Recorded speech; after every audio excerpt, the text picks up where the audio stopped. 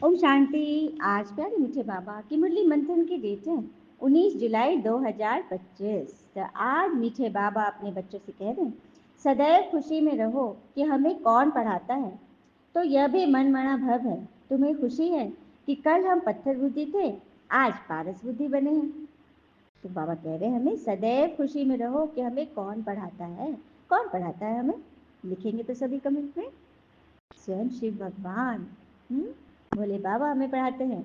और मन मना भव अर्थात अपने मन को लुभाने वाले में, लगाने वाले में, मनाने वाले में सदा लगा के रखो, तो हमें सदैव खुशी रहेगी। क्योंकि हम कल पत्थर बुद्धि थे, अब पारस बुद्धि बन रहे हैं। पता है ईश्वर को हर हर महादेव क्यों कहते हैं? क्योंकि हरते हैं हमारे दुख, पीड़ा, तनाव, चिंता, परेशानी हरते हैं। और उनके हाथ में डमरू क्यों दिखाते हैं? और डमरू दोनों तरफ से बजता है। डमरू में एक तो आवाज होती है डम डम डम डम, और दूसरा दोनों तरफ से बजता है, अर्थात एक तरफ सुख है, एक तरफ दुख है, दोनों तरफ डमरू बजता है। और ये ड्रावा का जो डमरू के जो स्ट्रिंग्स है वो दोनों तरफ पेंडुलम की तरफ हिलती है। सुख भी होगा तो दुख भी होगा, यह बात मान लेना है। और फिर उनके हाथ में त्रिशूल दिखाते हैं, अर्थात तीन तीन धारी, भूत, वर्तमान, भविष्य, इन तीनों चीज को समझना है। ठीक है। और तीसरी बात है नेगेटिव में भी पॉजिटिव ढूंढ लेना। जैसे सागर मंथन में जो जहर निकला, उसे शिव ने कंठ से नीचे नहीं आने दिया, फैलने नहीं दिया। बातें आ रही हैं, उसको अपने अंदर ही संभालो। जहर को आगे मत परोसो और आगे मत व्यर्थ मत सोचो। हाँ, रहिए भले नेगेटिव में, मगर खुद को पॉजिटिव रखिए। खुद को कभी भी गिरने मत दीजिए। और कहते हैं ना कि जो जैसा है वैसा ही रहने दीजिए। वो लाख बुरा बोले, आप अनसुना कर दीजिए, आगे बढ़ दीजिए। ना समझ से उलझने में क्या समझदारी है? जिसकी समझ ही उतनी ही है, उतनी भर, उससे क्या उलझना है? तो बातें तो आएंगी, रहिए भर, लेकिन अपने आप को कैसे सेव कर लेना, यह शिव से सीखिए। फिर है चौथा भस्म। तो भस्म वो लगाए जरूर है, मगर खुद भस्म नहीं हुए। अतीत को भूल और आगे बढ़े। ये नहीं कि अतीत के साथ खुद भी खत्म हो गए, मतलब व्यर्थ बात के साथ खुद भी अपने आप का नाश कर लेना, नहीं। जीवन जो है उसमें आगे बढ़ते रहिए, यह है। ऐसे बच्चे बनेंगे पारस बुद्धि। प्रश्न है तकदीर खुलने का आधार क्या है? उत्तर निश्चय। निश्चय।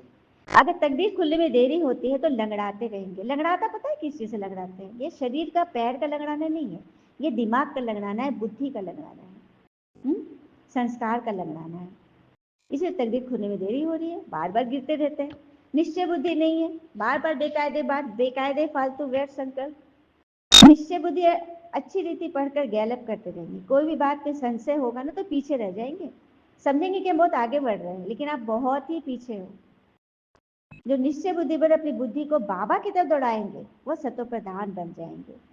आत्माओं को हलचल होती है कि क्या हो रहा है, कहाँ बातें हो रही है, क्या हो रहा है, लेकिन जिसके साथ स्वयं भगवान है वो किधर दौड़ी लगाएंगे? भगवान की तरफ ना।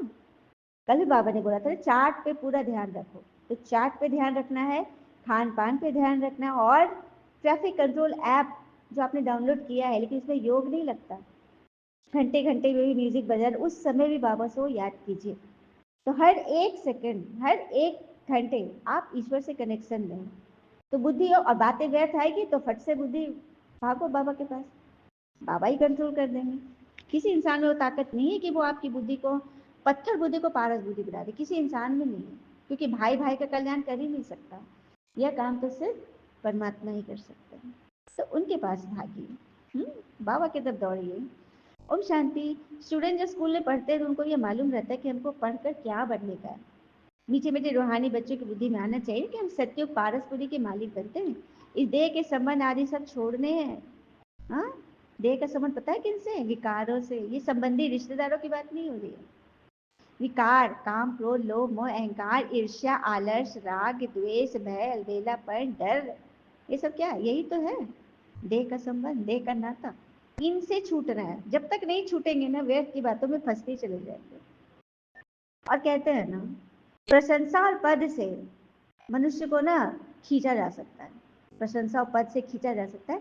यदि कोई व्यक्ति लोभ या लालच या डर से नहीं खींचा रहा है, तो क्या करना है, उसको सम्मान दे दो और कुछ पद का लालच दे दो, उसकी बड़ाई कर दो, तो वो अपने आप आपके वश में आ जाएगा, क्योंकि वो यही चाहता है, जो जो चाहता है वो उधर खींचा चला आएगा। तो इससे बचना है, क्योंकि हमें पारसपुरी का मालिक पारसनाथ जो बनना है, तो सारा दिन यह खुशी रहनी चाहिए, कोई भी आत्मा हमारा कमजोरनेस ना पकड़ ले।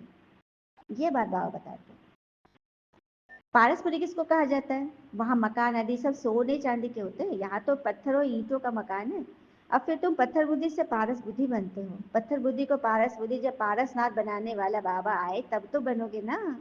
हाँ, भगवान आएंगे पारसनाथ परम धाम से तभी तो। इस पत्थरपुरी से पारसपुरी में जाने का यह है रास्ता, पुरुषोत्तम संगम युग, इसी के द्वारा ही हम कहा जाते हैं, पहले परम धाम जाएंगे, वहां से फिर पारसपुरी आएंगे।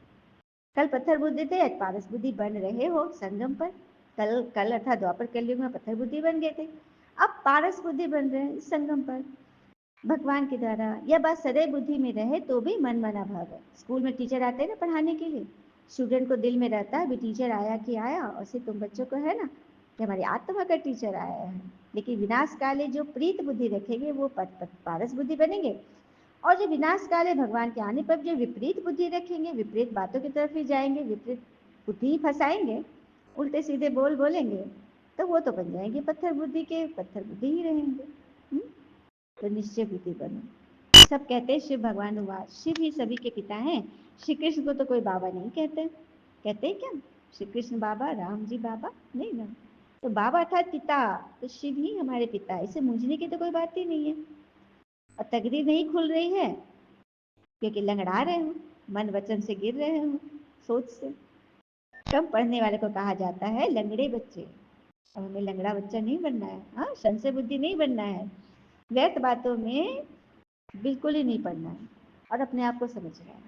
हाँ, और कहते हैं ना सत्य कभी दावा नहीं करता कि मैं सत्य हूँ, जो सच्चा होगा ना कभी दावा नहीं करेगा कि मैं सच्चा हूँ।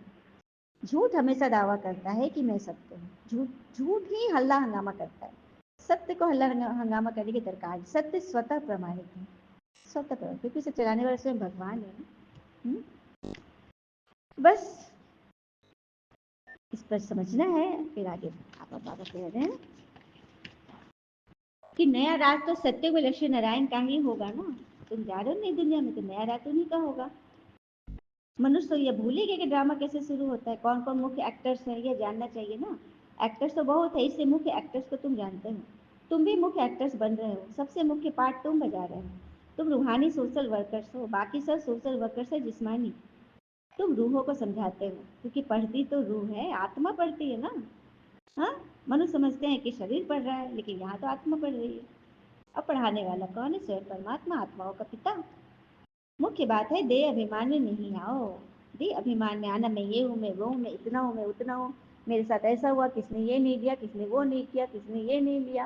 हाँ, बस उसी में पड़े रहना, ये देह अभिमान है। हाँ, मान चाहिए बस, ख्याल बस मेरा ही ख्याल चलता रहे। अपने को आत्मा समझो, कोई भी विकर्म नहीं करो, याद में रहो, नहीं तो एक विकर्म का बोझ 100 गुना हो जाएगा, हड्ड गुड़ एकदम टूट जाएंगे। इसमें भी मुख्य विकार है कामना, व्यक्ति वस्तु वैभवों की कामना ही मुख्य विकार है। भगवान बच्चों प्रति, तुम आत्माओं से मैं बात करता हूँ, और कोई मनुष्य ऐसे समझ नहीं सके, वह तो अपने को शरीर ही समझते हैं, शरीर ही समझते हैं। बाबा के बच्चे भी शरीर ही समझते हैं, इसीलिए तो शरीर से गिर जाते हैं। अब बाबा की नजर पहले पहले गरीब बच्चों पर। देखिए, गरीब वो नहीं होता जो धन से गरीब है, मन का गरीब सबसे गरीब होता है। मन में व्यर्थ संकल्प को लाना, क्वेश्चंस में दलदल में फंस जाना, बार बार वही वही वही बातें करना, ये है होता है सबसे बड़ा गरीब। जो बाबा का बनकर भी खुश नहीं रह पा रहा, किसी न किसी बात में फंसना ही है। तुम्हारे गांव को आकर मैं पारस पूरी बनाता हूँ, अभी तो सभी नर्क में पड़े हैं। सच बात है बाबा। फिर बाबा कहते हैं वहां तुम्हारी बुद्धि में आपे ही आएगा, कैसे ऐसे महल बनाए, जैसे कल पहले बनाया था वो बनाने लग पड़ेंगे। आत्मा में भी पहले से ही नूंद है, तुम वही महल बनाएंगे जिन महलों से तुम कल्प कल्प रहते हो। वही महल बनाओगे, वही डिजाइन तुम्हारी आत्मा में है, वो सब बनते जाएगा, है ना। एकदम स्ट्रेंज वाली बात। फिर बाबा ने कहे बच्चे, मैं इस बैल पर रथ पर सवारी सदैव थोड़ी करता हूँ। हाँ, कोई भी मनुष्य रात दिन बैल पर सवारी करते हैं क्या? इसीलिए बाबा जब साकार मुरली चलती थी, ब्रह्मा बाबा के तन में शिव बाबा आते थे। ब्रह्मा तन में, बैल वाले तन में प्रवेश करते थे नंदी के तन में, और मुरली चलाए फिर चले जाते थे। ऐसा थोड़ी कि सारा दिन उसे प्रवेश होते थे। सारा दिन शरीर में थोड़ी कोई बैठेगा, उनको सुख ही नहीं भासेगा। जैसे पिंजरे में तोता फंस गया। सही बात है, बाबा अपने को तोता बोल गया, पिंजरा है ब्रह्मा बाबा का शरीर। पिंजरे में तोता के रूप में बाबा थोड़ी ना फंसे रहेंगे। बाबा तो उड़ता पंछी है। ज्ञान सुनाए, मुरली सुनाए, फिर उड़ गए। बाबा कहते हैं मैं खुद भी एक रॉकेट हूँ। आज बाबा ने खुद को रॉकेट बोला है, पहली बार ही ना। कहते हैं मैं तुमको पढ़ाने के लिए आता हूँ, फिर चला जाता हूँ अपने घर। इस समय बहुत बिजी रहता हूँ। दिव्य दृष्टि दाता हूँ ना, तो भक्तों को भी राजी करना होता है। इस समय भक्त आत्मा भी तो बहुत तेजी से बढ़ रही है। भक्तों को भी राजी करता हूँ, तुमको पढ़ाता हूँ, और भक्तों को साक्षात्कार कराता हूँ जो कुछ न कुछ भीख मांगते रहते हैं। भीख, भीख अर्थात मांग नहीं करना। हे भगवान ये दे दे, भगवान शांति दे दे, भगवान सुख दे दे, भगवान संपत्ति दे दे। और सबसे ज्यादा किससे मांगते पता है? जगत अम्बा से। पता है, लक्ष्मी देवी से धन मांगेंगे, सरस्वती देवी से विद्या मांगेंगे, लेकिन माँ जगदम्बा से सर्व प्राप्ति संपन्नता मांगते हैं। उनसे सब कुछ मिल जाएगा, शक्ति, धन, वैभव, सब कुछ। ठीक है, क्योंकि वो जगत अम्बा है, जगत की माँ है। फिर बाबा ने कहा मुझे याद करो तो मैं गारंटी करता हूँ तुम्हारी आयु बड़ी हो जाएगी। सत्य को मृत्यु का नाम नहीं होता, वह है अमर लोक। वहां मृत्यु का नाम नहीं होता। एक खाल छोड़ दूसरी लेते, इसको मृत्यु थोड़ी कहेंगे। हाँ,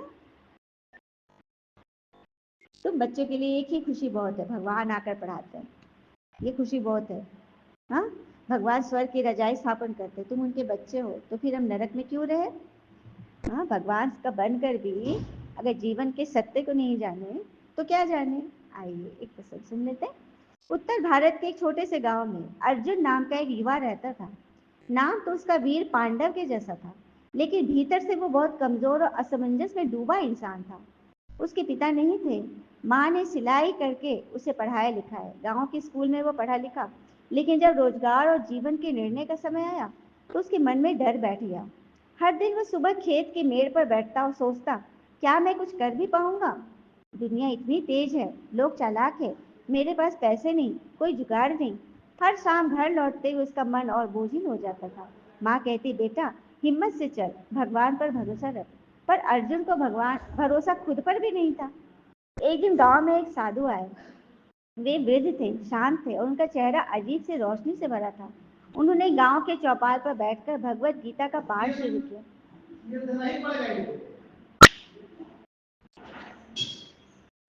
अर्जुन चुपचाप सबसे पीछे बैठा रहा। साधु जी ने पढ़ा, कर्मण्येवाधिकारस्ते मा फलेषु कदाचन।